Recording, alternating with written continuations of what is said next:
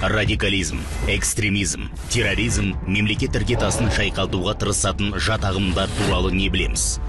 Діни радикализм бұл діндегі қайшы көзқарас. Дәстүрлі діни ғұрыптарды сынап, өздерінікін дұрыс санайды.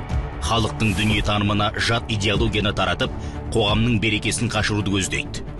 Өз көзқарастарын зорлық зомбылық арқылы нығайтқысы келеді.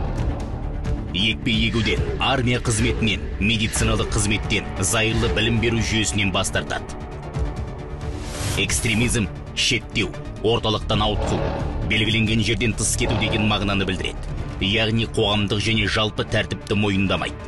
Экстремистер өздерін ең таза, кіршіксіз деп санап, басқаның барлығын адасушыларға жатқызады.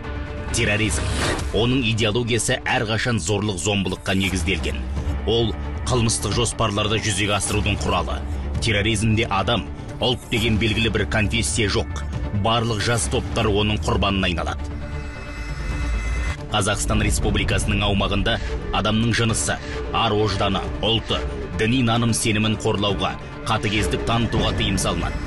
Бақ, интернет порталдарында, көше және кез келген мекемеде Қазақстан Республикасында экстремистік деп танылған материалдар мен көзқарастарды таратуға тыйым салынады. Мемлекеттің өміршеңдігі мен жұмысына зардабын тигізетін әрекеттер мен зорлық зомбылыққа шақыруға тыйым салынады.